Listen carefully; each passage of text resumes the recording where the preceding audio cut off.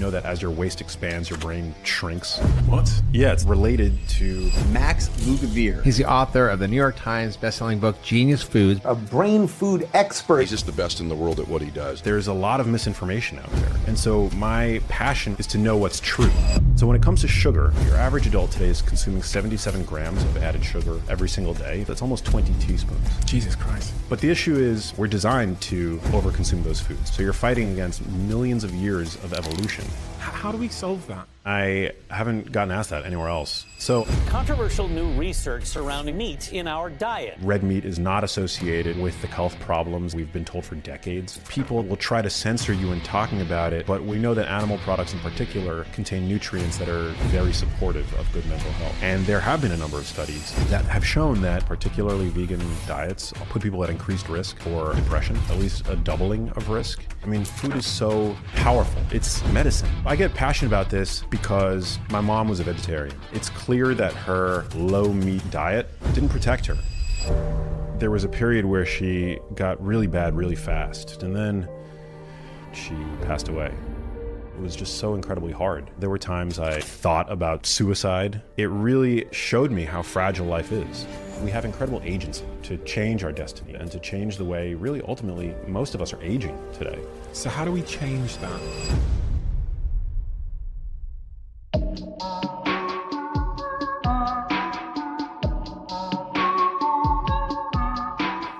Max, why do you do what you do, and what do you do? Oh man, what a place to start. I do what I do because the most important person in my life, my mother,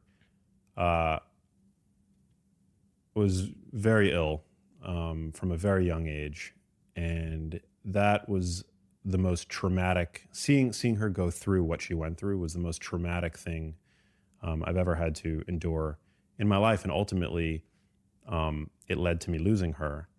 And when a loved one gets sick, you know, had I struggled with any kind of like health condition, it probably wouldn't have been the motivating force in my life that that my mom was for me. But because it was my mom, because it was somebody who really was such a beautiful person and who aspired her whole life to be healthy, seeing her succumb to illness, it was a call to action to me to learn as much as I possibly could about health and nutrition, and to share that knowledge as I was acquiring it with ultimately anybody who would listen.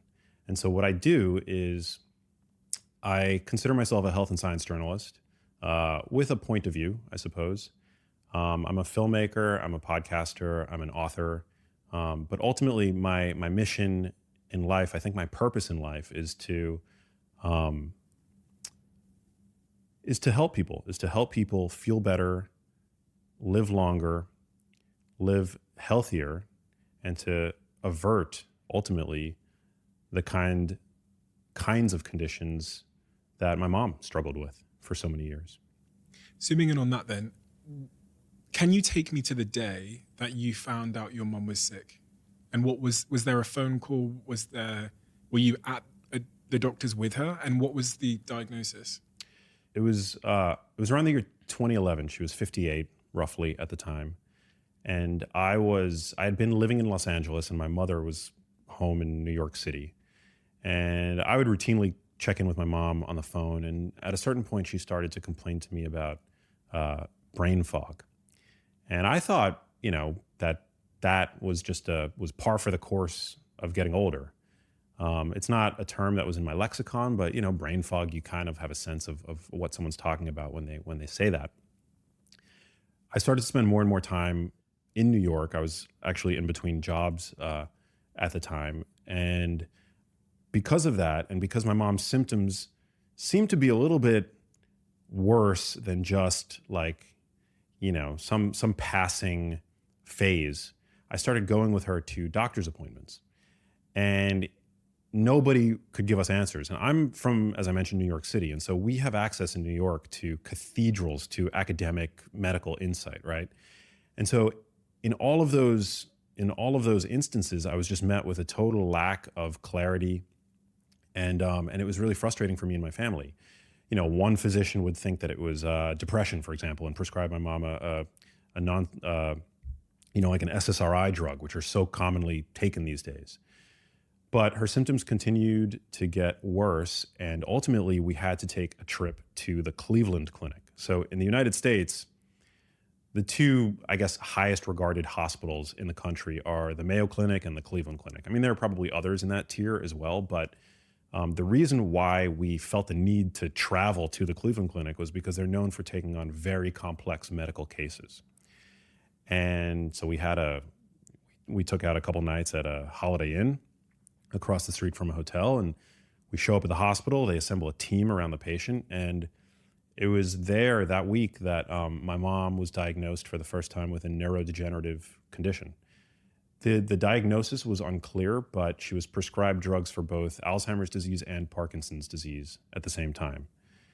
And so not knowing anything about either of those conditions, what I did know about those conditions were misconceptions. And, some of them were, for example, that they're old person's conditions, that they are, somehow genetically predetermined. But doing what any millennial with a data plan would do, I went home and I went back to the hotel and I sat on the couch in the suite and I started Googling Alzheimer's disease, Parkinson's disease, because those were the indications for the drugs that my mom was given. And that was the first time in my life that I'd ever had a panic attack. Like I felt short of breath. I felt the room starting to close in on me, and it was that was a real turning point in my life. Learning that my mom had an incurable progressive condition, and that was the point at which I really it wasn't even a choice. I couldn't focus on anything else, anything but trying to understand to the best of my ability why this happened to my mom. And I'm not a medical doctor. I didn't take an academic route. I didn't, get a PhD, but I had always been passionate about health and nutrition and fitness and exercise science. I actually started college on a pre-med track. And I'm not saying that is could ever be a replacement for the rigors of, going through the academic channels, but I knew where to find research because I had worked as a journalist after college. And so what I did was I just immediately dove into the medical literature, and it was really difficult to understand at first, but it's something that you read and you read and you read and you cross-reference and you watch, you read books, you watch TED Talks. I left no stone unturned. I was that first year, I wasn't even sleeping. I was just trying to read anything I could get my hands on. And then ultimately that search broadened out where I started reaching out to experts, like actual scientists who are now ushering in the concept of dementia as a preventable condition. And I started asking them questions. And so, yeah, that was a journey that began about 10 years ago.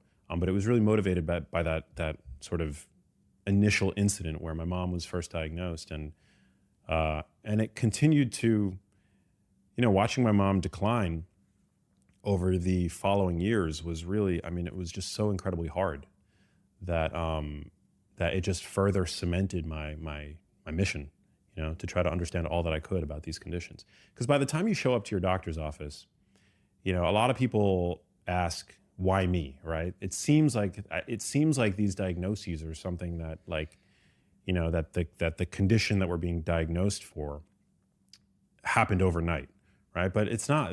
Most of these conditions, the kinds of conditions that are now saddling modern society, take years, if not decades, to develop. And so, to me, what that suggests is we have incredible agency to change our destiny and to change the way, really, ultimately, most of us are aging today.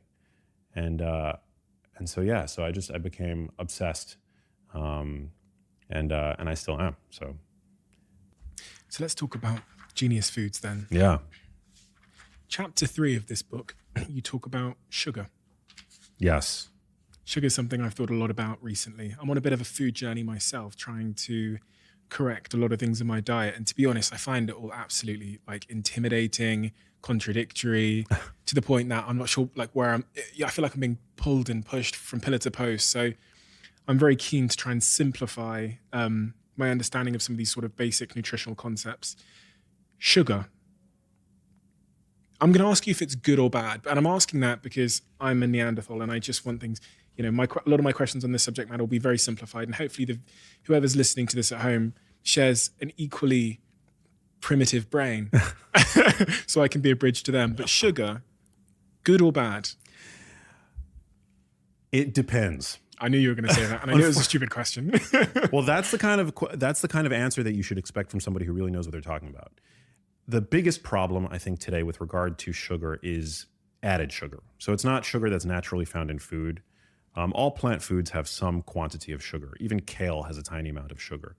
Mostly, you'll find it most concentrated in fruit, obviously, which is like the primary source of naturally occurring sugar in the produce section of the supermarket in whole fruit. But the most pernicious source of sugar today is the added sugar. The sugar that is added by food manufacturers to ultra-processed foods, usually with the intent of making those foods hyper-palatable. Basically, these foods, one of the major problems with most ultra-processed foods is that they push your brain to a bliss point beyond which self-control becomes really difficult, if not altogether impossible. I can relate. Yeah, it's like the pint of ice cream, right? We've all had that experience of going over to the freezer, breaking out the pint of ice cream, flipping the top, taking a spoonful, only intending on having that spoonful. And then before you know it, you're looking at the bottom of the pint, right? I've been there. Everybody I know has been there. It's just, the problem is that people tend to think that it's a moral failure, right? That they screwed up when they're unable to moderate their consumption of those kinds of foods, whether it's ice cream or cupcakes or cookies or what have you. But the issue is, the real understanding here is that it's not a moral failure. We're designed to overconsume those foods because they light up fireworks in our brain's reward centers because they're so calorie dense. And now we live in a time where we've solved for the food scarcity problem, right? We have food overabundance. This is the first time in human history where there are more overweight people walking the planet than underweight people. So we've solved that issue. But our brains, they're still operating on version 1.0 of the operating system that told them that when we encountered sweet foods, or even savory foods for that matter, because salt is actually a very valuable nutrient as well, that we shouldn't stop consuming them because we don't know when the next feast is going to be, right? It was like there were periods of feast and famine. And so our brains and ultimately our palates and our willpower are doing exactly what they're programmed to do. So you're fighting against millennia, you're fighting against millions of years of evolution when you try to moderate your consumption of those foods. And I think that's the real problem with added sugar. We tend to overconsume it. We don't tire of eating it. It gives foods this quality of being hyper-palatable. And it also has a number of, inconvenient, let's just say, hormonal effects that when we really go overboard, aren't doing our health any favors. But for your average person today, we live in a world where, at least here in the United States, 1 in 2 people is trending towards obesity. Not just being overweight, but like obese, 1 in 2. So out of every other person, that person has clinical obesity. And 1 in 2 people also have some degree of glucose dysregulation. And glucose is essentially sugar. So for your average person, for most people today have some degree of metabolic dysfunction. The vast majority, in fact, do. And so for that person, sugar really is something, added sugar in particular, is something that really ought to be minimized, if not altogether avoided. Now, a little bit here and there, it's not going to be a problem. No single food can sway your health in any one direction, both either towards health or towards disease. But it's really, I think, important to be mindful of all of the many different places of added sugar in the modern food supply. The other problem, which isn't necessarily a health problem, but it's a problem with regard to dose, because as I mentioned, dose makes the poison. One of the biggest issues with added sugar is that it's our consumption of it is insidious, meaning it's just hidden everywhere. Whether it's commercial bread products or sauces or sugar-sweetened coffee drinks, we tend to just consume a ton of it. Your average adult today is consuming something like 77 grams of added sugar every single day. If you want to just visualize that, that's almost 20 teaspoons of pure sugar. Jesus Christ. 20 teaspoons of pure sugar. This is sugar extracted from the food matrix. So this isn't sugar in fruit. This is just the added sugar that we're consuming by way of these food-like products that Americans and Brits and people, increasingly around the world in developed societies are over-consuming today. When I see, fizzy drinks that say they don't have sugar in them, or other things that say they're sugar-free, should I be skeptical? Because some of these things I'm eating this chocolate bar and I'm thinking this is too good. It says sugar-free or like really low sugar, but it just tastes like heaven. Yeah, that's a great question. And I haven't gotten asked that anywhere else. It's definitely worth talking about. So a lot of like sugar-free products today will use, there's a number of ways to make a product palatable and still say that there's no added sugar. So one way is manufacturers will use a compound called maltodextrin, which is essentially sugar. It's very sweet. It's technically a complex carbohydrate, so they don't have to list it as sugar, but it breaks down almost immediately into pure glucose. So it's actually a glucose polymer. So it's like molecules of glucose bound together in a way that's very easy for the body to break down. Other ways, they'll add fake fibers like chicory root fiber or tapioca starch fiber. The FDA is currently investigating whether or not these fibers, because the whole point of fiber is that we don't digest it. It's something that passes through us, maybe gets fermented by gut microbiota in our large intestine. But it's unclear as to whether or not these purported fibers actually act like fiber once in our bodies. And so overconsumption of those fibers can cause all kinds of digestive upset. A lot of people will get like incredibly bloated, like all kinds of inconvenient digestive issues when they overconsume them. And you'll see those a lot in like sugar-free products. Then you've got artificial sweeteners. You've got other non-caloric sweeteners like stevia, monk fruit. There are sugar alcohols, which sugar alcohols are an umbrella category. And underneath that umbrella, you've got sugar alcohols that I think are pretty good, actually, like erythritol and xylitol. And then you have others like maltitol and sorbitol, where if you overconsume those, again, more digestive upset. So you just really want to be careful with the non-caloric sweeteners that you're ingesting, making sure ultimately that you're not ingesting too much, particularly of like these fake fibers and some of the artificial or some of the, the sugar alcohols, because they can really wreck your gut. What's your personal sort of diet regime as it relates to sugar? Do you have sugar in your diet?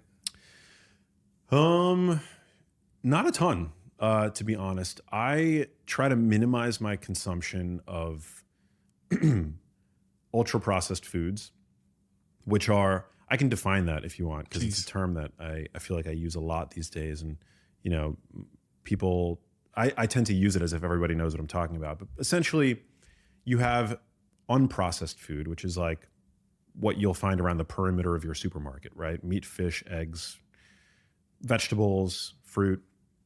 Then you have minimally processed food. So ground beef, for example, has been minimally processed, right? When you cook that beef, you're essentially processing beef, right? You're processing food when you cook it. A fruit smoothie is essentially processed fruit, because you're taking some of the steps away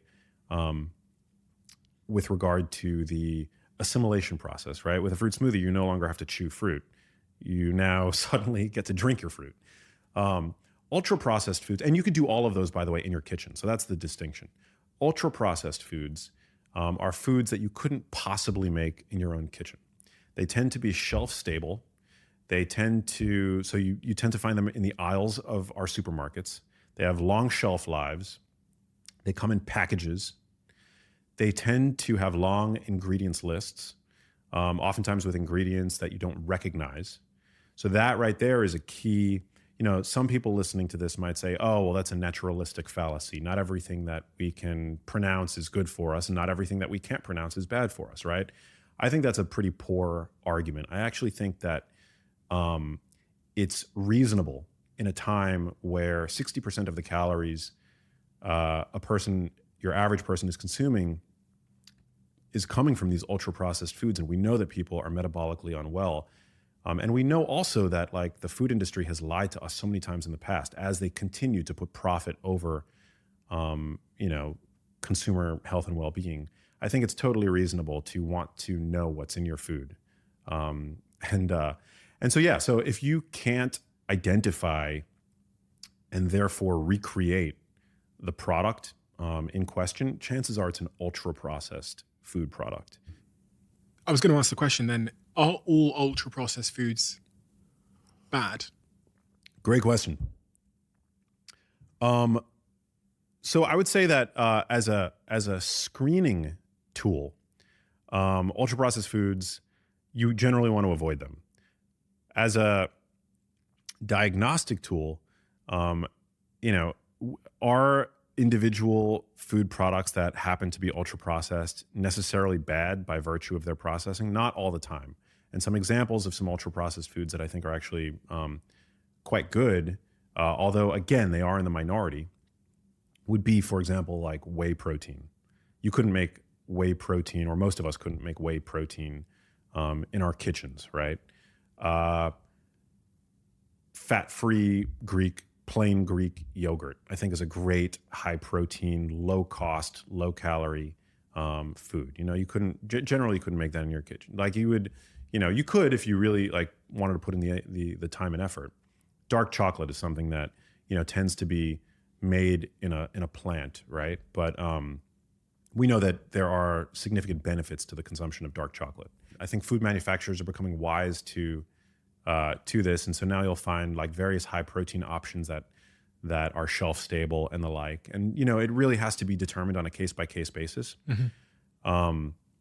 But just in general, ultra processed foods are a big problem because they tend to be not the best for us. Like the majority of ultra processed foods that people are consuming are refined grain products packed with added sugar, excess sodium. Sodium's not bad, but we tend to overconsume it today because of its presence in these ultra processed products used as a flavor enhancer. So most ultra processed products are bad, and it's sort of like the analogy that I'll draw. It's sort of like the BMI. I don't know if you're familiar with the BMI, but BMI is a way that it's a screening tool for obesity. So when you look at the population level, most people with a certain BMI past a certain level are either obese or severely obese. And it's a screening tool. It's not a tool that any physician would use to diagnose obesity because you have to look specifically at a person's body composition. You hear stories all the time like The Rock being technically obese, right? That's why BMI is not a good diagnostic tool, but it is a fairly trustworthy screening tool. So similarly, ultra processed foods, there are definitely some exceptions, but in general, they're a food category to be minimized.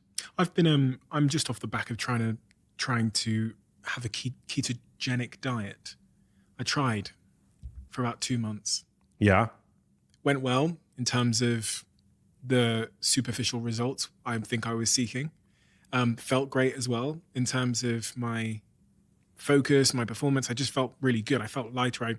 The digestive challenges I was having and the pains and the bloating had completely vanished for those 2 months. But I couldn't stick at it. For maybe I have fragile willpower or something. And then I had 2 guests come on my podcast who talked about the ketogenic diet, and they both alluded to the fact that the issue with it is your human's ability to stick to the thing. Yeah. What's your position on the ketogenic diet? And I know in your book, I think chapter 11, you talk a little bit about you seem very pro ketogenic diet.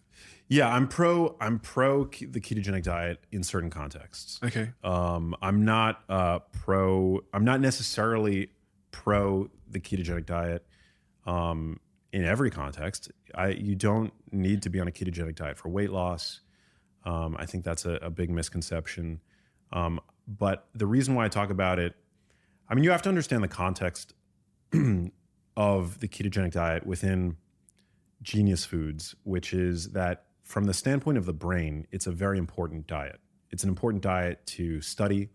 It's an important diet to talk about. As I've mentioned, we've been using it to treat certain types of epilepsy for 100 years at this point. And that's because it's the only diet that changes the biochemistry of the brain. It does that in a very significant way. It provides an alternate fuel substrate to the brain, which normally relies on glucose.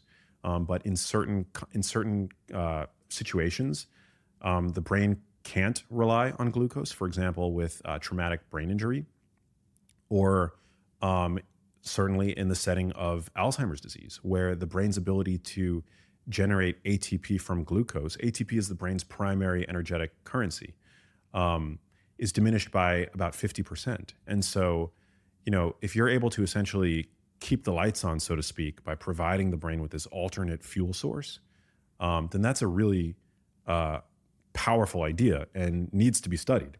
And there have been a number of studies on, in the setting of Alzheimer's disease that have shown that, at least in the short term, the ketogenic diet seems to provide some degree of symptom improvement, which I think is really important. Now, does that mean that the ketogenic diet is going to be right for every dementia patient? Certainly not, because it is an incredibly hard diet to adhere to, and particularly for somebody with dementia. I mean, putting somebody with dementia on any kind of diet outside of the diet that they're used to is virtually impossible, right?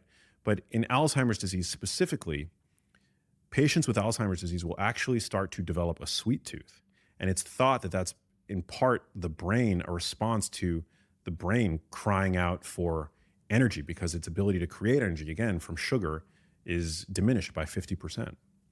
And so getting somebody, with dementia to adhere to that diet, it's just really difficult to do. But if we can, if for example, the reader of my book, were to one day have some kind of neurological condition and want to experiment with that, then that's a great thing. We also have various ketogenic therapies, like whether it's MCT oil or powder or these exogenous ketone supplements. I know people tend to roll their eyes and think that these are like a fad now, but there's actually an FDA-approved medical food on the market for the treatment of dementia called Axona, which is basically based on these medium-chain triglycerides. So this is like real science. There's now lots of evidence suggesting that ketogenic diets can be useful in the setting of various types of mental illness. So yeah, so I mean, I just think it's so crucially important to talk about. Now, does your average person need to be on a ketogenic diet for good health? No. Does the average person need to be on a ketogenic diet to prevent dementia? No. Similarly, it's the same thing with like for type 2 diabetes, which is now super common. It's not that sugar in the diet caused type 2 diabetes. It's the overconsumption of calories and the like, and it's the overfilling. I mean, that's a whole different rabbit hole, but the overfilling of a person's fat silos that then causes fat to accumulate in other organ tissues. And so carbohydrates are part of that problem, but does that mean that carbohydrates caused the issue? Not necessarily. However, for somebody with type 2 diabetes who essentially has gotten to a point of glucose intolerance, yeah, being on a low-carb diet might actually be a good therapeutic option. It's not fixing the issue, so to speak, but that's the same. I would say that's the analogy that I would draw to the ketogenic diet. It's a powerful therapeutic diet, and and we have to keep talking about it. There's a lot of people that will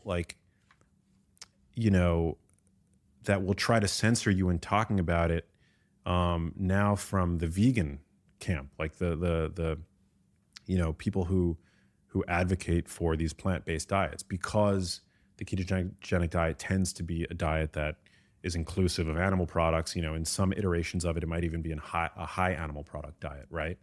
But they're just like against it because it includes animal products. But if you're talking about neurology and you're not also talking about the ketogenic diet, then you're doing a massive disservice to patients, I think, around the world.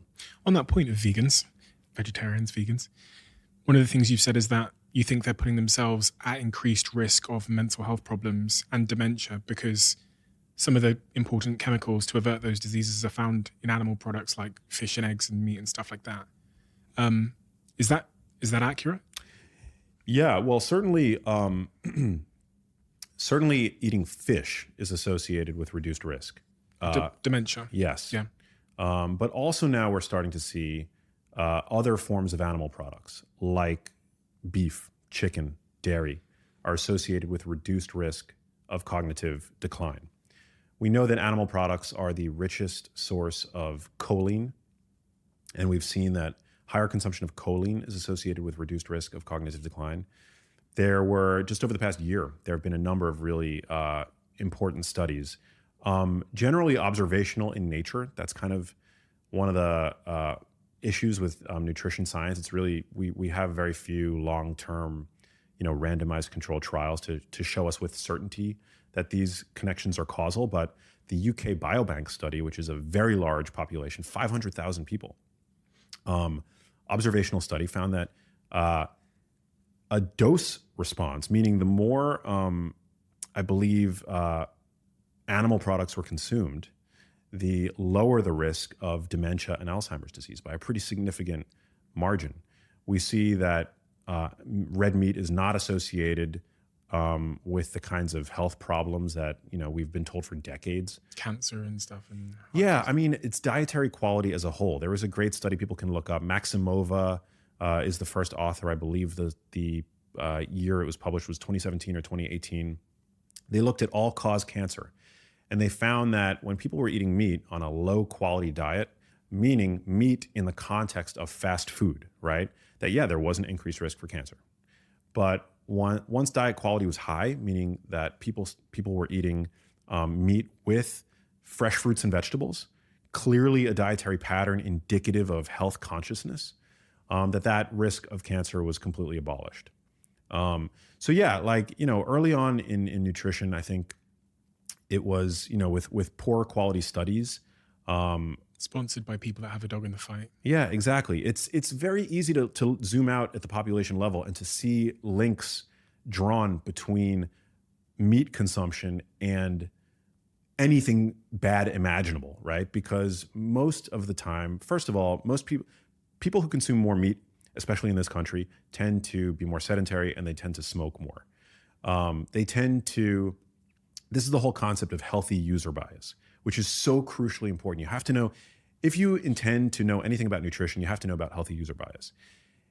People who eat more red meat, they tend to smoke more, they tend to be more sedentary, they tend to eat more fast food.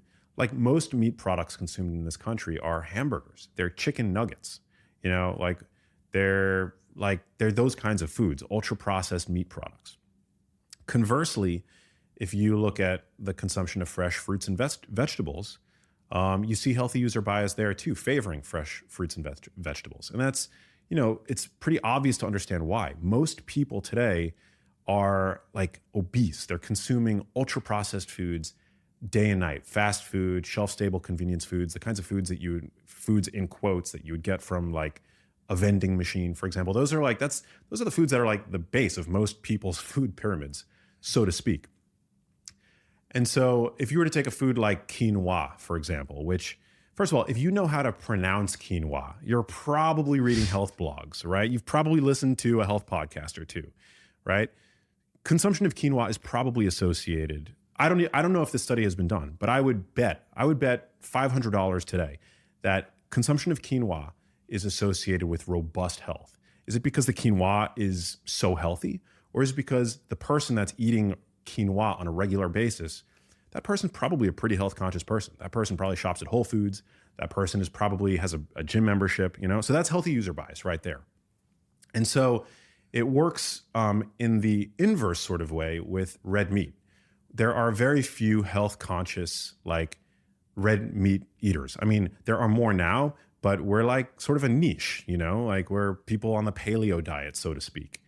Most people who consume red meat, yeah, they're eating it in the form of hot dogs and hamburgers and Subway sandwiches with the fries, with the large Coke. So all that is to say is that it's very easy to find links. And that's why there's this funny truism in nutrition science, is that if you look in the nutrition literature, you can find a study to back up anything that you want to say. I'm always hyper conscious of that.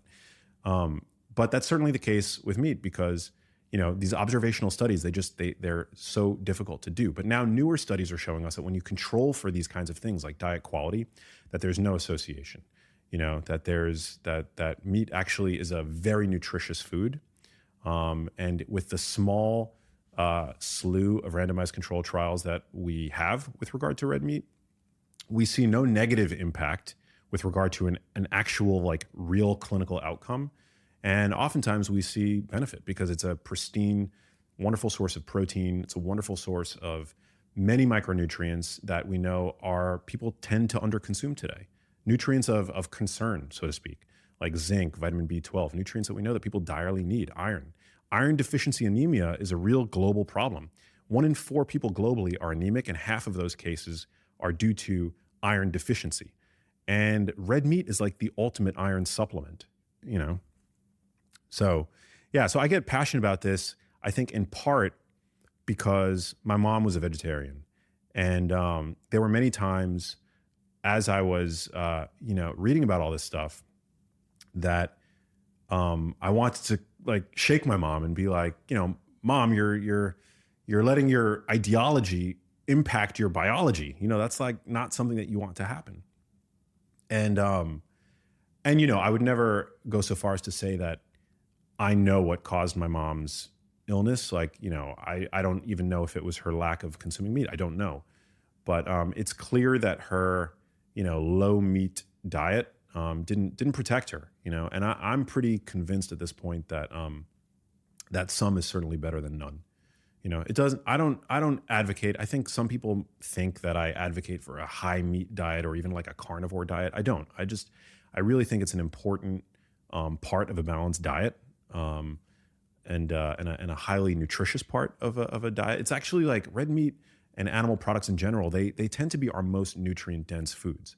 There was a paper by Ty Beal, who's a nutrition researcher whose work I follow, that found that if you looked at the top 6 or so most nutrient dense foods available to us, they're all animal products, with the exception of maybe dark leafy greens, which are also very nutrient dense. So yeah, I'm pretty unapologetic in my endorsement of animal products. Yeah. Speaking of dark leafy greens and animal products and such, in your book on page 301, you talk about clearing out your kitchen. Now I'm well aware when I ask this question that if you were clearing out my kitchen, you'd first throw out all of the ultra processed foods. Probably, maybe. Yeah, I mean, I'd want you to do whatever's in my best interest. I'd be gentle. Okay. Next, all sources of wheat and gluten is point number 2. Yeah. All sources of gluten. That's all my bread gone. Yeah. Well, my noodles are going to go as well. I think that my stance has softened a little bit since I wrote that. I like the savage. Let's keep it moving. Yeah. Sources of industrial grade emulsifiers. What is an industrial grade emulsifier and why has it got to go? Yeah. So specifically in the book, we call out polysorbate 80 and carboxymethylcellulose, which are synthetic emulsifiers that are used to create pleasing mouthfeels in foods, usually combine hydrophilic and hydrophobic substances, so oil and water, or fatty substances and a more aqueous solution. And so the archetypes of those foods would be nut milks and ice creams. And what they've shown in animal models, to be clear, salad dressings and stuff as well. Yeah, salad dressings. What they've shown in animal models is that those substances degrade the mucosa, this like really important lining that separates the inner contents of our GI tract from our gut epithelial cells, which, there's a chapter in Genius Foods that I'm very proud of on the gut microbiome, all the new science surrounding the gut microbiome and how, the gut-brain axis really in many ways influences not just brain function, but might have an effect on our predilection to disease. And so anything that inflames the gut isn't like Vegas. Like what happens in the gut doesn't necessarily stay in the gut. And so these 2 compounds were shown in animal models to have a profound inflammatory effect on the gut. And so I recommend looking out for them and avoiding them. Now, they're also a sort of a proxy or surrogate, if you will, for ultra-processed foods. Like ultra-processed foods are going to have those 2 compounds in them as opposed to fresh foods. So The dose makes the poison, but yeah, I would recommend avoiding them because that study was like pretty eye-opening, and the consumption of those two compounds, I would say, probably worth avoiding. I'm looking at this list of stuff that you've asked me to check out my kitchen, and there's a lot of things here that are currently in my kitchen. Beverages, fruit juice. Been a big fruit juice drinker my whole life. When I was younger, they told me that orange juice was healthy.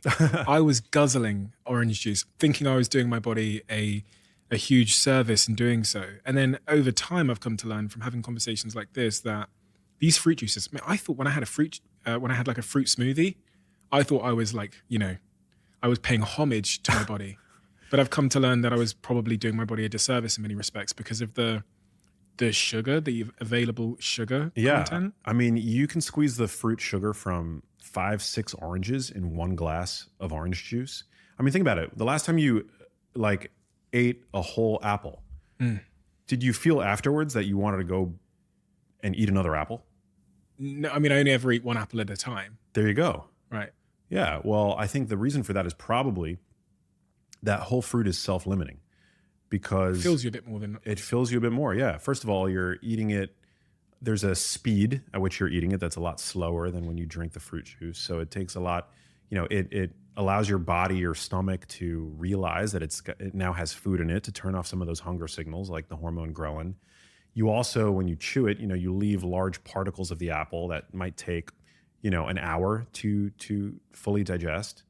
The food matrix has fiber in it, like the fiber from that apple. So it slows the transit of that sugar. It slows it blunts basically the blood sugar spike. You're also getting lots of water along with the sugar that you're consuming when you consume that apple. It's a lot different when you're just drinking juice. It's a lot easier to get the fruit sugar from, if you're drinking apple juice, for example, you can easily drink the sugar of 5-6 apples in one glass. But, after eating even the most delicious Honeycrisp apple, which I love, it's like one of my favorite foods, I've never felt the need to go and get another one the way that when I'm eating tortilla chips, while I'm chewing on one tortilla chip, I'm already, lusting after the one that's in my hands, right? I'm not even like focused on the one that's in my mouth. And so, why is that? I'm like that with so many foods. Like if I have one Pringle, it's going to take a lot to stop me getting to the bottom. Yeah. And I don't know why. It's like suddenly I become a Pringle addict. And I've always wondered why that is because, Brussels sprouts, broccoli, I have one, I have two, I have three. Okay, we're done. Yeah. But the Pringles, I'll get to the bottom. Unless I'm in a social situation where I feel slightly embarrassed by eating an entire tube of Pringles. Well, it's Pringles. Once you pop, you can't stop. That is a truism with scientific backing. We know that Pringles are ultra processed. We know that they're minimally satiating. There are 3 characteristics that make a food satiating, and Pringles lack all of them. So one is protein. Protein is the most satiating of the macronutrients. So for anybody struggling with hunger, pangs, or whatever, prioritize protein in your diet. Increase the amount of protein that you're consuming. For a person with healthy kidneys, there is absolutely nothing to worry about with regard to high protein consumption. It's the most satiating macronutrient, and it is a really important macronutrient for nourishing our musculature, and ultimately assuaging our hunger. When you eat more protein, you eat less carbs and fat, and carbs and fat are energy. Protein it's very difficult for your body to store protein. Your body doesn't want to store. There's so many uses for protein in your body, whether it's to create neurotransmitters or to rebuild your muscle tissue or your bones or ligaments, to create enzymes. I mean, protein has so many roles in the body. Carbs and fat, for the most part, are just energy. I mean, there's no such thing as an essential carbohydrate. That's not to say that carbohydrates are bad, by the way, because a lot of people will hear that and say, "Oh, I could get by on 0 carbohydrates." Carbohydrates are important for optimizing hormones, for optimizing exercise performance, but there's no such thing as an essential carbohydrate. It's essentially energy, and so too is fat. I mean, fat is energy as well. We have a minimal daily requirement for essential fats, and we see that higher fat can support energy, as I mentioned, you don't want to go low fat because fat supports hormone production. We see that people on low fat diets tend to have lower testosterone. It also facilitates the absorption of very important fat soluble nutrients like vitamins A, E, D, and K, and various fat soluble plant compounds. But it's carbohydrates and fat that are energy, very easily stored by the body. If we can easily store carbohydrates in our liver as sugar, glycogen, and in our musculature, and we can easily store fat in fat. So protein, very difficult to store. So that's the first factor that makes a food satiating. Pringles are a low protein food. The second factor is fiber. Pringles are largely devoid of fiber. Fiber slows, like we saw in the apple example, it slows the transit of food in the stomach. It makes us feel more satiated. It also absorbs water and it mechanically stretches out the stomach, which turns off certain hunger hormones like ghrelin, for example. So good for weight loss. Yeah, it's good for weight loss to prioritize protein and fiber, dietary fiber. And then water. So water is the number one enemy of shelf stability. And so ultra-processed foods, they want long shelf lives. That's like key to a profitable ultra-processed food product, right? It can be shipped overseas. It can stay for months on the shelf. Very little waste. And so products like Pringles, devoid of what, they're completely dehydrated, right? And water, sometimes when we're hungry, we're actually thirsty. It's just that those wires are getting sort of crossed and miscommunicated. But your average hunter-gatherer didn't have access to, running water. They couldn't just pop into their local gas station and buy bottled water. Where did a hunter-gatherer find water when it wasn't readily available?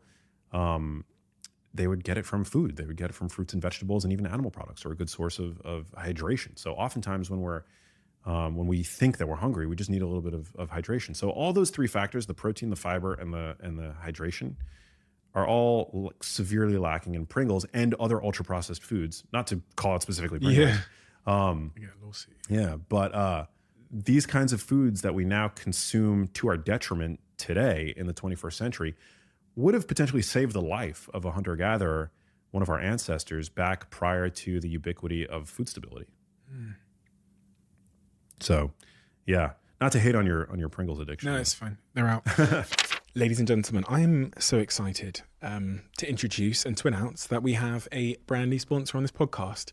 And it's a brand that I've used for the last decade across business, across personal life, when I'm holidaying, when I'm traveling for works, even at times when I haven't had somewhere to live, and that is Airbnb. The thing with Airbnb is most people, when they think about Airbnb, they think about the guest side of the product. They think about staying somewhere and scrolling through all of the incredible homes that you can stay in. But the entrepreneur in me has always thought about the other side, which is what space do I have? What space am I living in that I could add from a supply side and to create a revenue stream from? That's what I'm fascinated by. And I'll be sharing details about that side of Airbnb in the coming episodes. Thank you, Airbnb, for supporting us on this show. It means a lot. Reading through your work was the first time I encountered this distinction between health span and lifespan. In your own assessment, what is the difference between someone's health span and their lifespan? Great question. So today we are living longer, right? Thanks to modern medical advances.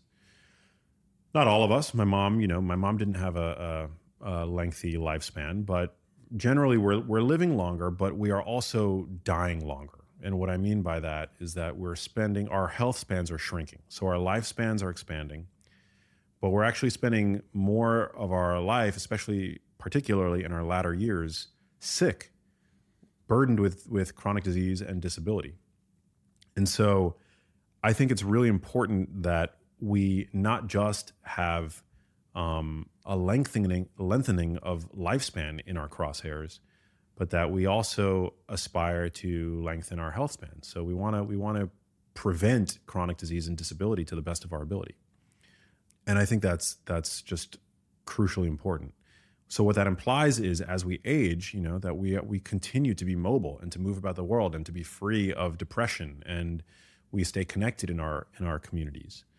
And I think, eating a healthy diet, exercising, staying socially connected.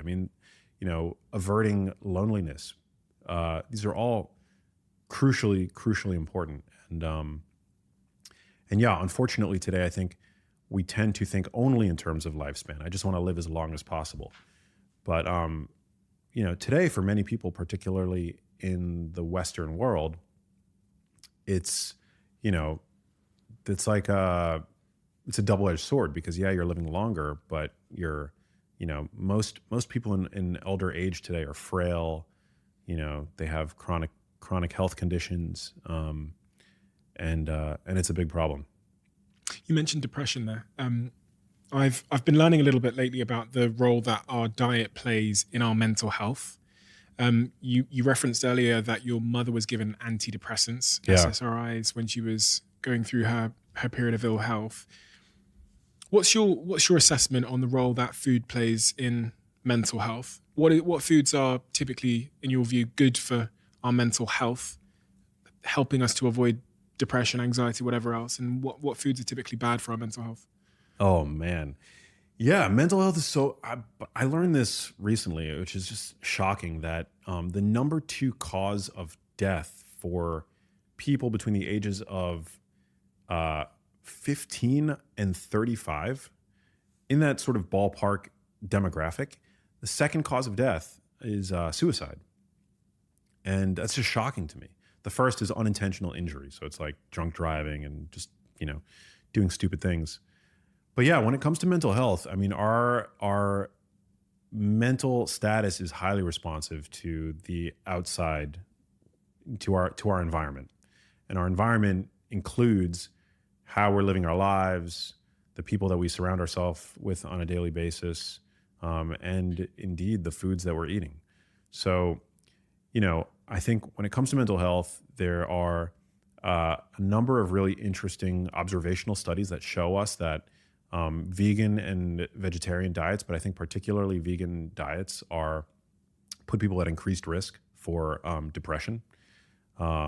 By the latest data that I've seen, at least a doubling of risk. Now, the question that always arises there is the vegan dietary pattern causing the depression, or are people who are more prone to depression gravitating to the vegan diet? I think it's probably bidirectional, because we know that animal products in particular contain nutrients that seem to be very supportive of good mental health. There was one study out of Deakin University's Food and Mood Center that found that women who didn't consume the nationally recommended 3 to 4 servings of red meat per week were at twice the risk of developing major depression. And they didn't see that association for other animal proteins. So they didn't see it for chicken, pork. And they also saw an increased risk when women ate much more than that 3 to 4 serving recommendation. And when you actually look into what red meat contains in it, it contains a lot of nutrients that we know directly support the brain, whether it's zinc or vitamin B12. You could look at a food like beef liver, which is one of the best sources of folate. We know that low folate consumption is associated with depression. So I think I think animal products, super important. Eggs, a rich source of choline, fatty fish, but generally like whole foods. I think whole foods, a whole food dietary pattern. So, minimally processed, again, like the foods that you find around the perimeter of the supermarket that you cook for yourself. Mediterranean diets. Mediterranean style, yeah. I don't care what proportion of animal products or plant products, you have, although I think including both to some degree is probably better than not, provided you're not allergic or have any specific sensitivity. But they're now using diet as an intervention to improve symptoms. So the same Food and Mood Center, which is actually one of the institutions that's really kind of championing this field of nutritional psychiatry, published the first ever randomized control trial where they used a dietary intervention to treat depression, major depression. So it was called the SMILES trial. And anybody can look this up, but they used a whole foods diet, Mediterranean style diet that was inclusive of red meat, fish, dark leafy greens, berries, olive oil, eggs, things like that. And they found that in the patients with major depression compared to controls that were treated with the standard of care, they saw something like a 3-fold increase in remission from the dietary intervention. Now, these were patients obviously that, or I guess not obviously, but they were patients that were on a junk food diet. Right. So if you're on a junk food diet, which most people are, and you're seeing, and your mood is not where you think it ought to be, I absolutely think a first line of defense should be, adopting more of these, or integrating rather more of these whole foods and cutting out the ultra processed foods. And then of course, I mean, like, sort of, you can't really talk about lifestyle and mental health without mentioning exercise. Exercise is, I mean, there's like a bounty of evidence at this point showing us that exercise is like literally medicine for the brain. Saunas, something you talked about as well. Saunas having a positive impact on cognitive function via, I believe the chemical is called norepinephrine. Norepinephrine, yeah. That's what I said. Or I believe on your side of the pond, it's called noradrenaline. It's the same thing. Noradrenaline, okay. Yeah, it's the same compound. And that has a cognitive relationship, with cognitive performance? Yeah, so norepinephrine is actually produced in a part of the brain called the locus ceruleus, which is like one of the first structures to become damaged in Alzheimer's disease. And so that's sort of like the hub of norepinephrine release. And we see that when we apply physical stress to the body, of which saunas are one type, that there's an upregulation of norepinephrine release. And yeah, so that might, in a way, sort of help, prime the body to adapt and become more resilient. Because that's essentially what stressors do to the body. That's the whole concept underlying hormesis. That hormesis, which is like low to moderate doses of a stressor, actually are as opposed to being, rather than being harmful to the body, actually elicit an adaptive response that makes the body come out on the other side stronger and more resilient. And so that is that's essentially the mechanism, the proposed mechanism underlying why it seems that saunas are beneficial to our health, but also exercise, and also cold water immersion, and also intermittent fasting, and also even some of these like plant compounds. Like we consume myriad compounds in plants that if we were to consume big doses might actually have a toxic effect, but in small doses actually are thought to benefit our health via this same hormetic pathway. But yeah, sauna use, a lot of the research is coming out of the University of Eastern Finland, which is a great place for this research to be done, because saunas in Finland are like taking a shower. So you could say, if those studies were being done here in the United States, you could easily write them off to healthy user bias, because somebody who's regularly saunaing is, or taking a sauna, as the Finns say, probably has access to a gym, probably, is going to the spa regularly, probably is like putting a great deal of attention on their own physical health, right? But in Finland, that's not the case. People aren't doing saunas as like a health modality. They do it because they love it, because it's a salve to the, to the cold temperatures there. And it's just a part of like the normal like routine. And so what they're finding is that you just using a sauna 2 to 3 times a week is associated with a 22% risk reduction for dementia. And using it 4 to 7 times per week is associated with a 65% reduced risk for the development of dementia. So that's like a dose response. The more you use it, the more robust the health effect seems to be. And it's not just for dementia. They've seen a reduced risk for hypertension, which we know is really important. We know that that blood pressure is really important from the standpoint of brain health. So you want to make sure that your blood pressure is healthy. Also, all-cause mortality.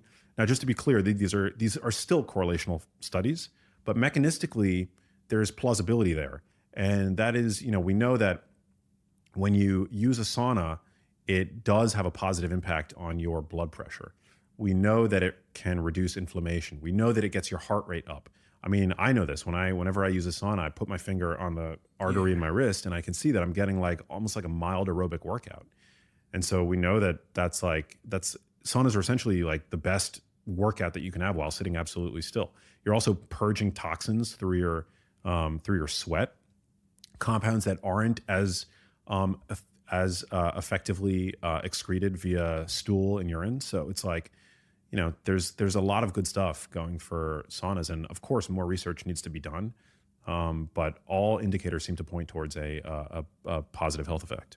It's really interesting that our ancestors probably had natural stresses on them at all times, and we've kind of built a life around mitigating stresses. So, living in very warm, like room temperature houses, sat on sofas, use this piece of glass to order my food, my date, to talk to my friends. It's almost like we're optimizing our lives away from stresses, and these stresses seem to be so critical to the natural hormone and physiological responses that make us healthy human beings. Totally. Yeah. It's like, I've heard it referred to as like the comfort crisis. Yeah. Yeah. It's a big problem, whether it's like constant climate control. Just like so few of us are willing at any point to venture out of our comfort zone and to be uncomfortable. And I think our biology suffers as a result. This isn't just,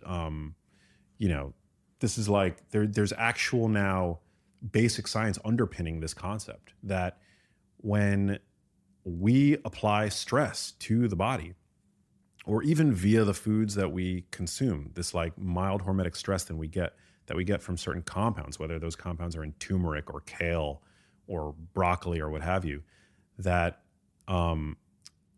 what doesn't kill us makes us stronger. And it fosters a degree of anti-fragility, which I love. I think it's so important. I mean, if you think about it, we didn't evolve over millennia to arrive here and be taken down by a peanut, or all of these, we're seeing this crazy spike in autoimmunity and incidence of autoimmune conditions and allergies and the like. And I think it's a testament to how dysregulated our lifestyles have become, how removed our lifestyles have become from the from the world in which we evolved. And part of what's been lost is the beneficial stress, as you've mentioned. What is the unbeneficial stress and the impact it has? Chapter 10, you talk a lot about chronic stress. One of the things you said was, ever see a person with a bulging midsection but surprisingly skinny arms and legs? This is the picture of chronic stress. Yeah, chronic stress is a killer. We evolved to see a threat, have a stress response, respond to that threat, and then go back to our baseline level of functioning, right? Today, our stressors come not from physical threat, right? From the lion on the savannah that's running towards us or towards our progeny. Where the stress that most of us experience today, it's a new breed of stress. It's from work. It's from chronic consumption of the news media. It's from being stuck in relationships that have gone sour, working jobs that we hate, financial stress. There's all different kinds of stress.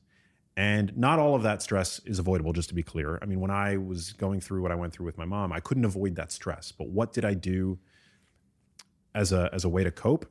Because I couldn't avoid it, I built up my own resilience.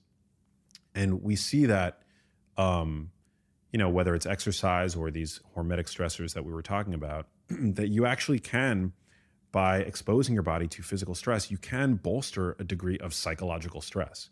There's what's called a spillover effect, and a cross adaptation effect that occurs. But chronic stress, one of the problems is that it's sustained and it causes a change in our hormonal milieu that suppresses immune function. It causes our adipocytes, so our fat cells, to release pro-inflammatory compounds, pro-inflammatory cytokines. It causes this, chronic release of the hormone cortisol, which is not a bad hormone by any means, but that can over time have a negative effect on brain function, on memory function. It impairs digestion when we're chronically stressed, and we know that the gut is crucially important when it comes to modulating inflammation in our bodies, helping us to assimilate nutrients from the foods that we're consuming. And if you're chronically stressed, you're just not doing that as well. Also, people who are chronically stressed, they have digestive symptoms, right? As a result, whether it's like diarrhea, bloating, this is people before public speaking, they often see, they often have digestive symptoms, right? That just goes to show you how intricately connected our our perception of like, stress and how that can affect our biology. And so that example that I gave in the book about that apple-shaped torso, one of the most harmful places to store fat in the body is in our midsection. So that apple-shaped body, that is attributable to an excess of visceral fat. And this is fat that essentially hugs our internal organs and is particularly pro-inflammatory. So it secretes, as I mentioned, we know that our fat is an endocrine organ, which is essentially an organ that secretes hormones. It's not just an inert storage site. And those fat cells have, I believe, 4 times the cortisol receptors as compared to regular run-of-the-mill subcutaneous fat that you store in your, underneath your arms and, on your thighs. And we know that visceral fat is associated with dramatically, worse cardiovascular health, increased risk of cardiovascular events. We know that as your waist expands, your brain shrinks. Yeah. Well, it's probably related to cortisol, because we know that cortisol causes that when cortisol is chronically elevated, and particularly when we then self-medicate with these ultra-processed foods that are high in sugar, right? Which we all reach for when we're stressed out, right? To emotional, like to soothe ourselves, right? With food. We tend to store fat there, like in the midsection. So it's not that stress causes us to store more fat necessarily. I mean, fat storage is largely regulated by energy balance, but what it can do is dictate where we store that fat. And as I've mentioned, it's the storage of fat in our midsection that's particularly dangerous. And so, so that the effect that cortisol can have there, it has a negative effect on other tissues. It can have a negative effect on our total brain volume, as we've seen in some studies. Just to be clear, where does cortisol come from? Our adrenal glands. Adrenal glands. Yeah. And there's certain foods that stimulate the production of cortisol more than others? Not foods. It's stress. And there are certain conditions that are associated with hypercortisolemia. But no, food, it's not food that it's not the foods. Foods actually can like bring down cortisol, so some people like sugar, like sugary foods, like a lot of people, anecdotally at least, will see an improvement in their sleep when they consume a little bit of like honey before bed, for example, because that can sort of bring down cortisol. Right. If they, for example, skipped dinner, or they had an earlier dinner, or they had a particularly like low carb dinner, or maybe they're in like a calorie deficit. So that can all cause cortisol to kind of inch its way up. And carbohydrates are good at sort of like pumping the brake on cortisol release. That's one of the reasons why we tend to reach for sugary foods when we experience chronic stress. So it's like this vicious cycle, right? But the way to pump the brakes on cortisol release is not to like just keep eating sugary foods. It's to find and uproot the cause of the stress. Get out of the job that you hate. Break up with the person who's driving you crazy on a chronic basis. You mentioned honey there and sleep. Something, again, I've been thinking a lot about ever since I bought myself a Whoop, which tracks my sleep and gives me some data in the morning about how I slept, is how to improve my sleep via my diet. What advice would you give me there if I wanted to have deeper, more quality sleep? What should I be eating, not eating, avoiding, what times, etc.? Yeah, I mean, generally, you want to not eat too close to bedtime. There's sort of like a Goldilocks zone where, I think we're meant as diurnal creatures, meaning creatures that typically eat during the day. You want to eat your last meal about 2 to 3 hours before you go to sleep. You don't want to go to bed hungry. I mean, people obviously have different different preferences, and I think preference in many ways reigns supreme. But what we know from circadian biology is that we're meant to eat about 2 to 3 hours before we go to sleep, and you don't, that's to give space between your last meal and sleep, because sleep is a time for rebuilding and restoring. We see this like interesting hormonal shift in the body that is really like It's why sleep is, we rejuvenate in many ways, like our bodies, our cells, our tissues when sleeping. Part of like how we get there is a change in body temperature. And, we see this like this dip in body temperature right before we go to sleep, or just after actually we go to sleep. If you eat a really like meat heavy meal right before you go to sleep, a lot of people notice that doing that can negatively impair sleep. And I think one of the proposed mechanisms why that happens is that we have the thermic effect of protein is quite high, particularly compared to fat and carbohydrates. And so you've got this like internal furnace, like burning in your gut, like to try to break down and assimilate all of the precious amino acids that you've just ingested. And so I think that can sometimes be at odds with like that wind down process, that circadian, wind down process. So yeah, I would try not to eat too close to bedtime. Many people feel like eating carbs before bed does help them sleep for that same reason. Like maybe they have cortisol, still like, a bit of cortisol dysregulation, and carbs before bed seems to be able to help with that. When do you eat? If not before bed, like, sometimes I've been guilty of eating while I'm falling asleep. This is old Steve, not new Steve. But when do you eat? You talked about intermittent fasting. I read some things that said you start eating roughly at like 11 o'clock in the morning. Yeah. What's the window in which you eat? I generally will, I generally won't have my first like food until, these days it's about 10:30, 11 in the morning. I've been experimenting with carbohydrates before exercise. For a long time, I really enjoyed fasted workouts, and lately I've been experimenting to see what a little bit of peri-workout carbohydrate does for my lifts, because I love fitness, so I've been kind of experimenting a bit with that. But the general rule of thumb that I practice is that I don't eat for an hour to an hour and a half after I wake up. Part of the reason for that is, and again, just to like preference, personal preference is really like key here. So, a lot of the like recommendations that I'll make, like you might see a smidgen of benefit, but at the end of the day, like if you can't, work out at the optimal time or, eat in the optimal windows, like, still what you eat and making sure that you are getting exercise is better than like not, because of like a fear that you're not doing it, optimally. Like exercise is crucially important. Eating a whole foods, animal inclusive, plant inclusive diet, I think optimal. But what circadian biology is showing us is that when you eat immediately after waking up, you might not have had your melatonin, for example, fully subside, which is a sleep hormone.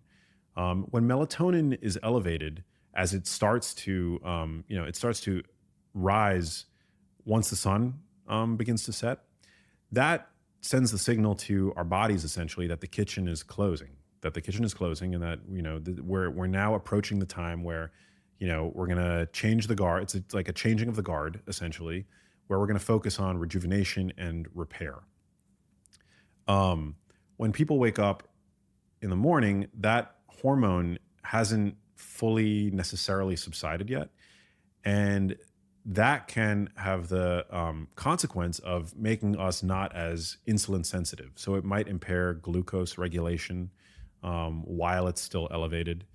And so like eating carbohydrates in that window, particularly like as they typically appear in the standard American diet, the bran muffin, the glass of orange juice, like that's, I don't think, like an appropriate breakfast for that time of day. You might be able to get by with something like that later on, but generally, like after you wake up, you want your melatonin to fully subside, and also cortisol, which is your body's, we talked about that as a stress hormone. Cortisol is not bad. It's also your body's chief waking hormone. That's the highest that it's going to be throughout the day in the morning. And I mentioned that cortisol is catabolic. Well, one of the reasons why cortisol, like one of the effects that cortisol has, is it helps to liberate stored fuels in the body, whether it's, sugar stored in your liver, or even fat. People tend to wake up in a fat burning state. And so I like to just give my body like an hour and a half to like let my hormonal milieu adapt and get ready for food. Do you go outside? Yeah, as almost immediately after I wake up, I like open my blinds, so I have like a really big window. It allows like light to come in. You really want that morning light. It's crucially important. I've been a fan of Sachin Panda, his work for a long time. He's a circadian biologist down at the Salk Institute, and he's published a lot of great research. Actually, I think he helped to discover the melanopsin proteins in the eye that interface directly with this region in the brain. It's called the suprachiasmatic nucleus. So it's like a switch gets set when we expose our eyes to bright morning light that essentially starts a 24-hour timer that influences our energy levels, our alertness, our coordination, our body temperature. And then at the end of the day, when we are, when we start to feel sleepy and when that sort of diurnal or nocturnal rather melatonin curve begins to pick up. So yeah, like setting your circadian rhythm first thing in the morning with bright light exposure is super important. Even on an overcast day, the ambient light is more than enough to flip that switch. So yeah, that's crucially important. My morning routine is essentially like I wake up, I open my blinds, I make sure that whether it's checking my phone or whatever it is, emails, like by the window so that I get that nice ambient bright light to anchor my body's circadian clock. And then generally I wait an hour and I'll have morning coffee. And then that's, when I'll eat something. These days, it'll be a mixed meal with protein and carbohydrates. And that's when I will typically hit the gym soon after that. I've been asking everybody, you just mentioned coffee there. I've been asking everybody this question to try and figure out if someone can give me a new answer. But, coffee seems like this kind of miracle drug because everybody can point to the upsides of having coffee in the morning, whatever. But nobody has been able to really articulate to me the cost. And all these things in life have a cost, right? We live in a society now where many people will have multiple cups of coffee before 12 o'clock, before midday. And nobody seems to be able to tell me what the cost of that is. But there must be one because nothing in life is free. Yeah. So what is the cost? Well, everybody's different. So, some people are slow caffeine metabolizers, others are not. And so, you really have to determine for yourself whether or not coffee is something that works well for your body. It is a type of stress. I will say that. So for people who are chronically stressed, adding coffee to the mix is probably, just adding fuel to that fire. And it's not that I want you to get rid of the coffee. I'd rather see you get to the root cause of where that stress is coming from. But it can stimulate cortisol release, and it is a powerful stimulant. We know that. It can also negatively impact sleep. It actually affects your brain similarly to bright light. So that's why, for many reasons, you want to make sure that you are consuming it, far, far away from bedtime. But it honestly is hard to find a downside to coffee. I mean, there really is there is good research on it. Recently, it was discovered that the caffeine in coffee acts like a natural PCSK9 inhibitor. So I know that's an unfamiliar, it's like a mouthful, but there's a new class of, I think, relatively, benign cholesterol lowering drugs on the market called PCSK9 inhibitors. Now, I'm not anti-cholesterol or anything like this. Some of our most healthful foods actually act like natural PCSK9 inhibitors. Dietary fiber, in a way, is like a PCSK9 inhibitor. But they found that high dose caffeine actually, at about a dose of about 400 milligrams, can actually act like this drug where it makes your liver more effective at recycling cholesterol carrying lipoproteins like LDL. And so that kind of adds a mechanism to the observation that we've seen that people who regularly drink coffee seem to be protected against cardiovascular disease and even neurologic conditions like Alzheimer's disease, Parkinson's, and MS. So there seems to be this protective effect of coffee, but it's always important to caveat these findings with the fact that these are averages. So on average, coffee seems protective, but certainly within those cohorts that are being studied, some people are doing really poorly with coffee as well. So you just, it's something that you really have to like regularly take inventory and ask yourself, like, is this working, for me? I think one of the healthier ways to ingest coffee is to not consume it immediately after waking up, which, I'm guilty of doing many days, but like, it's generally something that's like, you're better off consuming like an hour or two after you wake up. And again, not too late into the afternoon, either. And like also, the dose I think is really important. People that develop caffeine dependency, they think that they're improving their performance with caffeine, but what they're really doing is they're treating their withdrawal from caffeine. So another way that I like to kind of make sure that I'm consuming it in the most mindful way possible is I'll take like occasional weeks off from caffeinated coffee and I'll switch to decaf. Yeah, and I feel like it sort of helps like resensitize my brain, breaks the dependency a little bit, and then I bring it back. And when you bring it back, man, you see what a drug, what a potent drug coffee really is, But in general, I'm a fan. I'm a fan of coffee. It's Everybody rich in polyphenols. It's a natural activator of our body's NRF2 pathway, which is like a detoxifying pathway in the body that's also stimulated by cruciferous vegetables. Nobody can say anything bad about coffee. It's like everybody's part of the conglomerate and everyone's got like an affiliate link or they're on payroll or something. But yeah. So it's actually changed my perspective because I just assumed that anything that was such a powerful stimulant must have a real significant downside. But I've asked a million people this question, not a million, but maybe 6 people this question, some of which have written books about coffee. And I'm still yet to hear a compelling argument against having coffee in and amongst your diet, as you say, a few hours after you wake up. So one of the things that really did catch me off guard was in your book, The Genius Life, where you talk about this study with the mice and you make the case that travel has positive relationships with health. Like it has health benefits. Not something I've ever heard anybody say before, that travel is good for our health.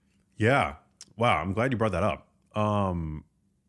Because that also kind of parlays into another concept that I've been lately thinking about a lot for the first time. Well, first of all, so the study that I talk about in the second book, The Genius Life, is the fact that they, just how important novel experiences are for the brain. They will take mice and keep them confined to, like a very limited area. And they see that they suffer. They suffer in terms of their bodies and their brains. And then they let that mouse, or they let, intervention mice go and explore what they call enriched environments. And they see something like 4-fold, like they see like an upregulation in various indicators of neurogenesis, which is really important. It's like the creation of new brain cells. So all that is to say, like, it's important to do novel things. And as I say this, this is something that I struggle with in my own life, because I am a creature of habit. And I would routinely get the sense, this gnawing sense, that I'm living Groundhog Day over and over and over again, where I wake up and I do a few things like work related, I work out, but ultimately like I've got like this routine that I love and I tend to do that on script every day. But I started to get this feeling like I'm just like waking up, doing a few things, going back to bed, waking up, doing a few things, going back to bed. Like before I know it, like my head is just like on my pillow again. And it started to get like really frustrating to me until I discovered that Groundhog Day syndrome is actually a thing. And essentially what it is, our brains are, and this ties back to the mouse study, our brains are efficiency machines, right? It's conservation of energy. Our brains and bodies don't want to do any more work than they absolutely have to, right? Because now we know that food is like ever present, always at arm's reach, but for the longest time that wasn't the case. And our brains are massive energy consumers. Our brains speak for 25% of our basal metabolic rate, despite accounting for only 2 to 3% of our body's mass. So anything that the brain can do to make its functioning more efficient, it'll do. So when you do the same things every single day, what does your brain do? It prunes away excitement, joy, happiness. Like the dopamine response is just completely blunted. And that's why, as you get older, people universally, right? It's like a human universal. People report that time just accelerates, right? Like, where did the last decade of my life go? It's not that time accelerated, right? It's just that your life has become so routine.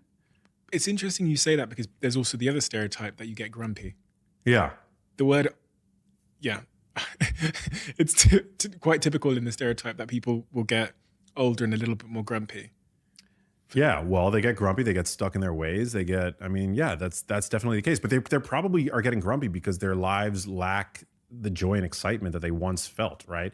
Time is just like accelerating, that moving walkway that we are all on towards the inevitable decrepitude of old age, right? Like, it seems to go faster and faster and faster the older we get. But it's not because time actually is moving any faster. It's because we get so stuck in our ways. Like, our routines become so cemented. And what we fail to realize, and hopefully this, me saying this, like, shakes people out of their comfort zones, and inspires people to shake things up a little bit. This Groundhog Day syndrome, it causes our brains to just like shear away for the sake of efficiency. I mean, it's got good intentions, right? But it shears away like all the joy. So you just become like this rote automaton. And the joy, the excitement, it's just, it's something that like you cease to experience, you cease to experience it. Whereas when you look back at like your youth, for example, it's not that like time actually moved slower. It's that every day was different. And so that, I think, is really important. And yeah, we should challenge ourselves, whether it's to travel. I mean, travel is like, to me, the epitome of exposing oneself to an enriched environment because everything is new. But if you can't travel, like, go to a different gym every once in a while. Look, try shopping in different supermarkets, or change up your wardrobe, or take on a new creative project, like start a new hobby. There are all kinds of things that you could do to shake yourself out of this like perpetual routine that I think has a real cognitive and health cost.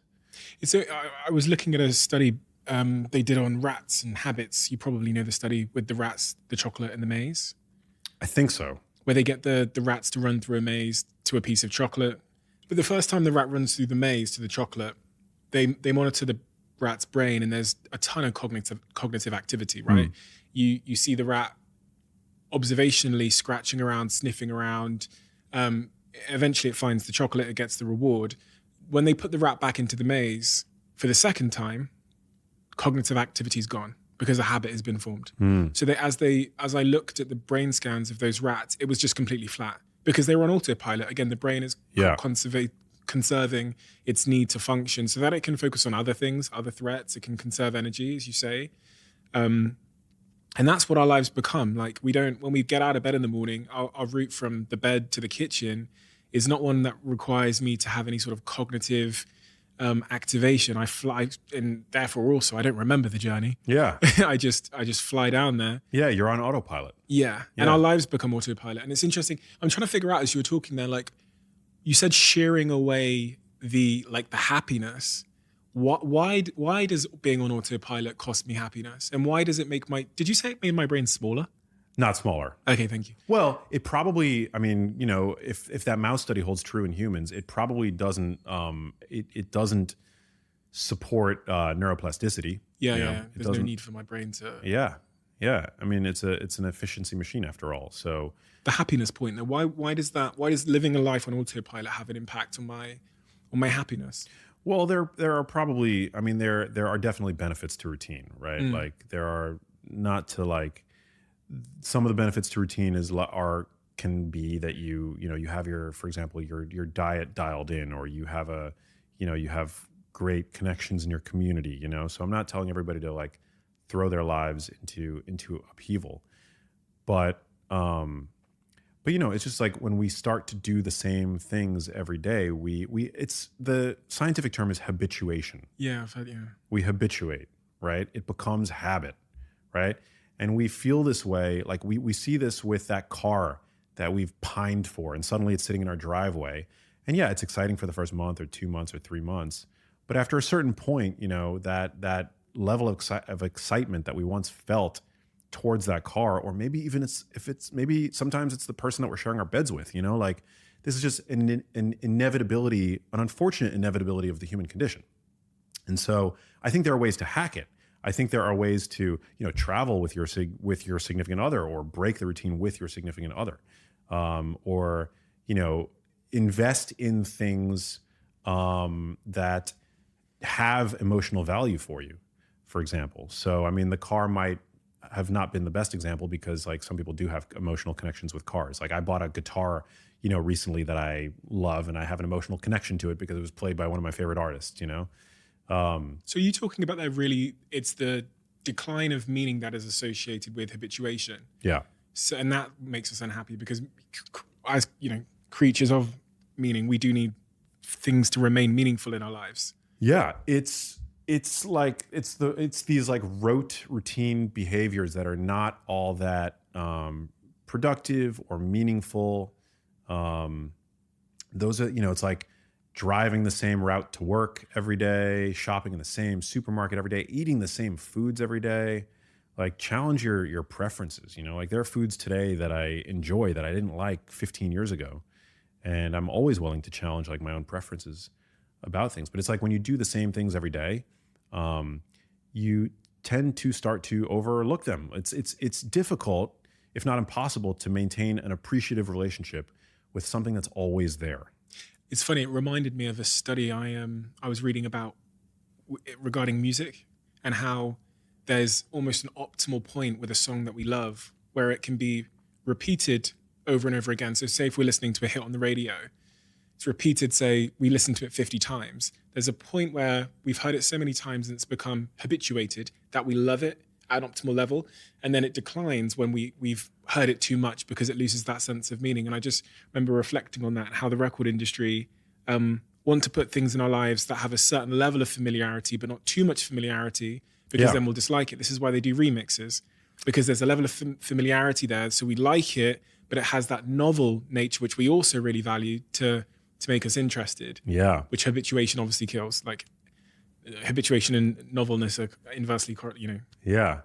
No, it's true. It's there's this quote that I love. I'm a huge James Bond fan. We were talking a little bit about before we started rolling, but like in the latest film, there's this wonderful Jack London quote at the end of the film that they use to kind of commemorate Bond, and the quote is something like, "I shall not waste my days trying to prolong them. I shall use my time." And I love that line so much, and I think it's such a good it's so emblematic for, I think, the life that we all deserve, that we all ought to be living. I think occasionally in this conversation about how do we live longer, like that's a nuance that gets lost. It's not just about living longer. It's about living more fully. And so, yeah, I think that's part of it, it's like breaking the routine and like getting back some of that joy and excitement that we have about life. Maybe after listening to this, it'll be, going to the supermarket and loading up on healthful food, blueberries and avocado and dark leafy greens and grass-fed beef, things like that. Or maybe signing up for a new gym membership and sustaining that because of what you now know it does for mental health, exercise. So it's a balancing act, as you kind of alluded to earlier on, between familiarity, community, comforts, and those kinds of things, but keeping your foot one step outside of your zone of comfort. So you have the stimulation and the joy and the spontaneity of life at the same time.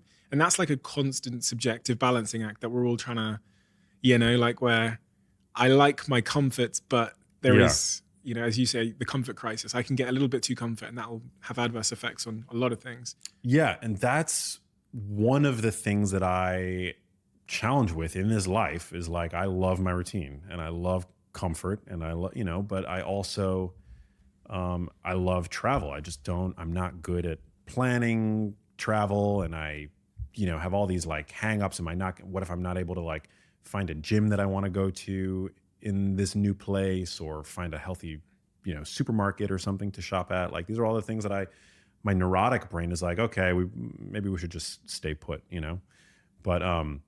but whenever I get pushed to do those kinds of things, to travel, I never regret it, You said something earlier when you were talking about habituation about the person lying next to you in bed. Yeah. That was a brave thing to say. Yeah. Well, I'm, maybe that's why I'm single. I don't know. I think that that's a common human struggle, and I've struggled with that in relationships in the past, and it's a Getting bored of someone. Yeah, just like not necessarily getting bored, but like taking what's always around for granted. I think that happens to all of us. It's a big problem. It's a big, sad, unfortunate, awful thing that our brains do, like there's an evolutionary reason for it. And again, it's conservation of energy. So, like it's not, I think like it occurs for an adaptive purpose, but I think it's one of these things that can become malignant if we're not like aware of it. And we don't actually make an effort in our lives to challenge it, to challenge that tendency that we all have, So I'm not endorsing that. I'm not saying that there is any, reduction in value for somebody or something that we are like, that's always around. That's certainly not the case. But yeah, it's a constant fight. It's a constant battle. I think everybody experiences this. Are you hoping to find one person and settle down with them for the rest of your life? I am, yeah. You crossed your arms there. What did my body language just say? Looked like a shield. Oh man, yeah. Well, I've had a therapist like for the past year and a half, and I'm trying to kind of like unravel some of my own early childhood like drama that I think has led to a more avoidant attachment style and has given me challenges with regard to commitment and things like that in relationships. And yeah, but I'm also very lucky in the sense that I feel like I have a very rich life. Like I have a very close family. I've got a great community of friends. I love what I do for work. Thankfully, I feel very fulfilled by my work, and so it's not like a major priority for me. But I would like to be in a. I do want to call that in. Like that is like something that is a goal for me. But yeah, we all have like our stuff, and I feel like for me, it's like I was incredibly close to my mom. Like that was like we talked about that. I was incredibly close to my mom. I loved my mom. It was so hard to see what she went through. And that was an incredibly traumatic experience, but that kind of like attachment that I have had from childhood to my mom, it's made it like difficult.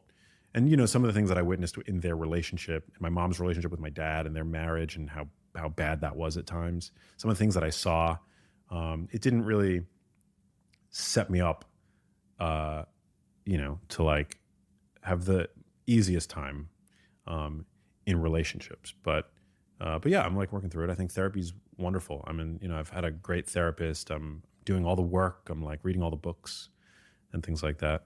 Have you been able to identify, because I can relate to many things you said about like learning the model of love as being a imprisoning one or a toxic one or an unsafe thing, like learning from our parents at a young age that like love is unsafe, it is violent or it is this or whatever. Have you been able to identify through therapy what your sort of limiting beliefs are as it relates to like love and relationships? Have you gotten there? Oh man.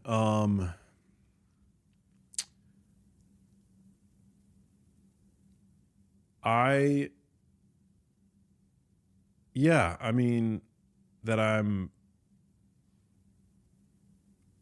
think the limiting beliefs that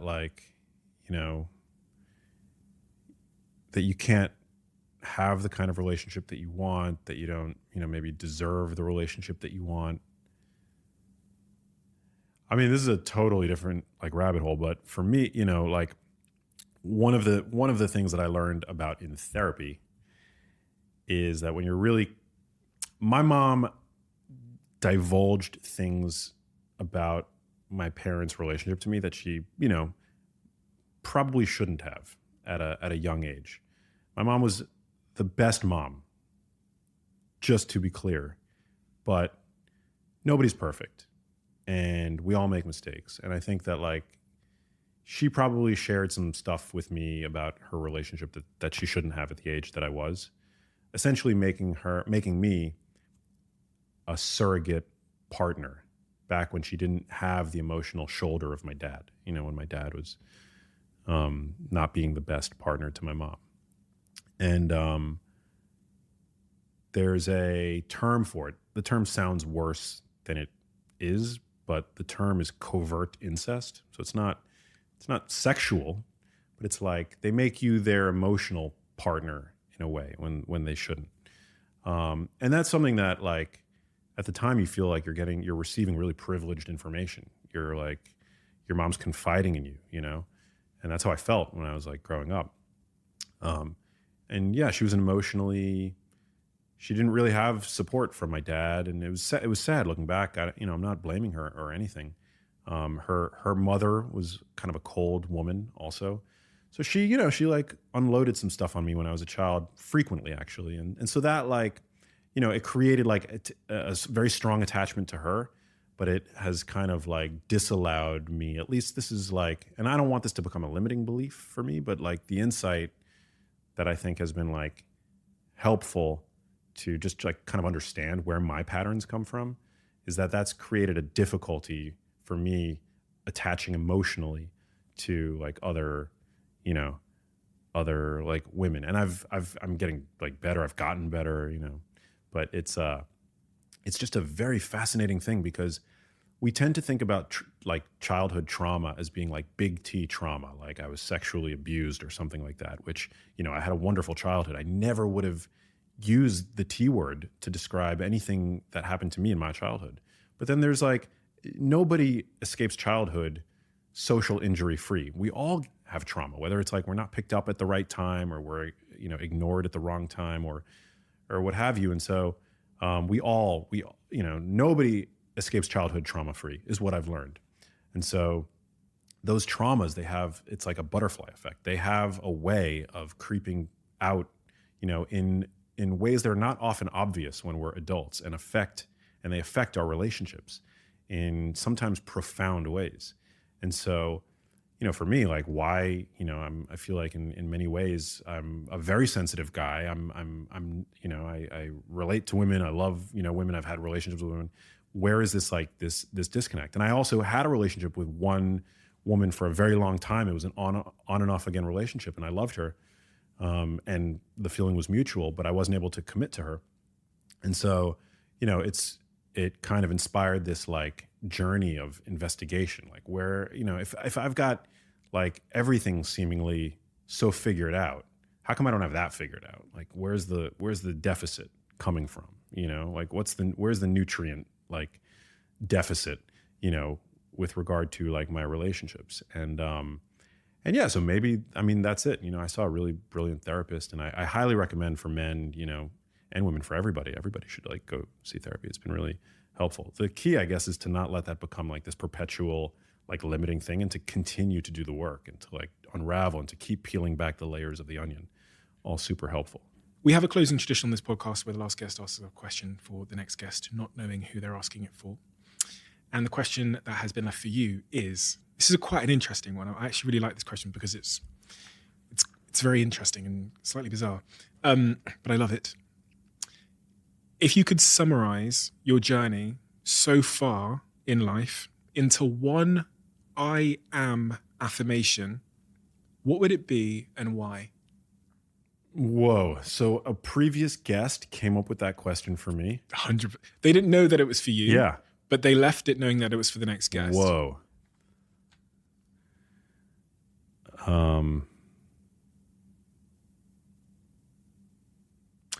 I am love. How hippie is that? I feel like everything I do is really out of love. And so that is how I would answer that, even though it sounds so hippie that it also kind of makes me throw up a little inside. Where does that come from? I don't know. It's a little too like that sensation. It feels so. It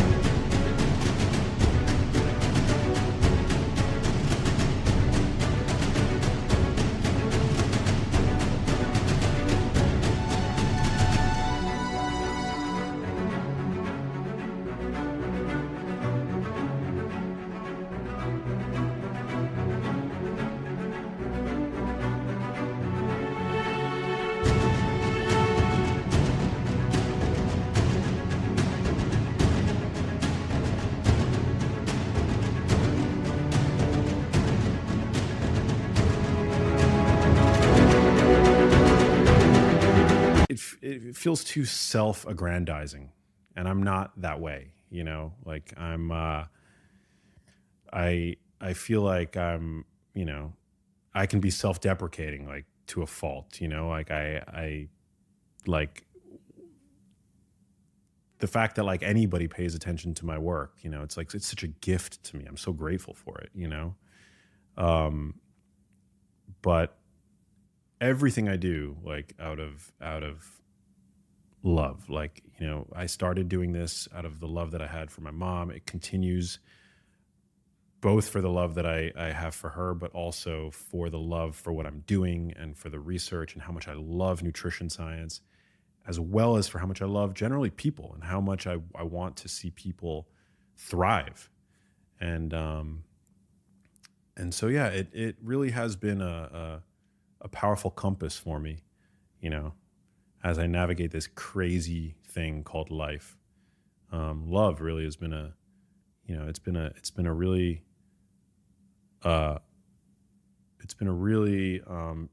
reliable North Star, you know, for me. Max, thank you. Thank you so much. You've taught me so much, but your story is incredible. And, you know, I have absolutely no doubt, not only that, you know, your mum got to see you on that show, but also that she is just fucking insanely proud of you. Insanely proud of you for everything you've done, for all the people you've helped with these New York Times best-selling books. But it's not just the information you're sharing, it's how you share it. Not least in an engaging way, not least because you seem to be so incredibly humble. But there's a real sincerity behind your message that I having sat here a long time, having spoken to a lot of people, don't always see. But I see that at the very heart of you. And to be fair, someone that didn't qualify in terms of getting like a medical degree or whatever would have to be driven by a pretty deep, sincere sense of curiosity and mission to go as far as you have and to sound way more articulate and educated on subject matter that people with great academic backgrounds in the field have. So thank you. And, you know, I have a real sense that you're just at the start of your journey. Wow. I really do mean that. I really feel like you're just at the start. Oh, man. And that's just a testament of how far you're clearly going to go. So, yeah, thank you for your time. Thank you for being here. And thank you for the generosity of everything you've shared. Thank you, Stephen. I feel like you're a brother at this point. It tends to happen when I have conversations with people here. Thank you, brother. Thank you, Max. Quick word from one of our sponsors. I've got a tip for all of you that will make your virtual meeting experiences, I think, 10 times better. As some of you may know by now, Blue Jeans by Verizon offers seamless, high-quality video conferencing. But the reason why I use Blue Jeans versus other video conferencing tools is because of immersion. Their tools make you feel more connected to the employees or customers you're trying to engage with. And now, they're launching one of their biggest feature enhancements to impact virtual events so far called Blue Jeans Studio. I actually used it the other day. I did a virtual event using the studio, which I think about 700 of you came to. TV-level production quality, all done by one person with very little technical experience on a laptop. So if you've got an event coming up and you're thinking about doing it virtually, check out Blue Jean Studio now. Let me know what you think, because I genuinely believe, I know this is an advert and I'm supposed to say this, but I genuinely believe it's the best tool I've seen for doing really immersive, simple but high quality production virtual events. You know, I never really usually pick the chocolate flavored Huels. My favorite are the banana flavor. I love the salted caramel flavor. But recently, I think I in part blame Jack in my team, who's obsessed with the chocolate flavour Huels.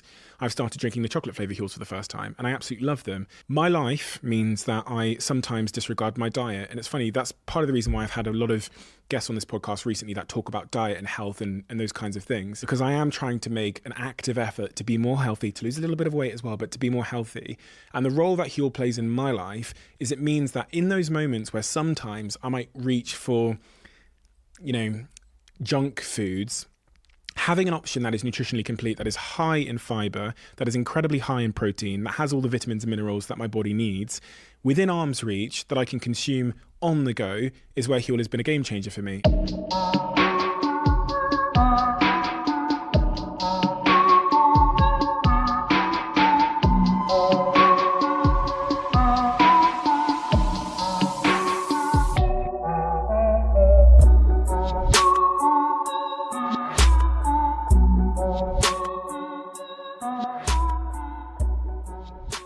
You got to the end of this podcast. Whenever someone gets to the end of this podcast, I feel like I owe them a greater debt of gratitude, because that means you listened to the whole thing. And hopefully that suggests that you enjoyed it. If you are at the end and you enjoyed this podcast, could you do me a little bit of a favor and hit that subscribe button? That's one of the clearest indicators we have that this episode was a good episode. And we look at that on all of the episodes to see which episodes generated the most subscribers. Thank you so much. And I'll see you again next time.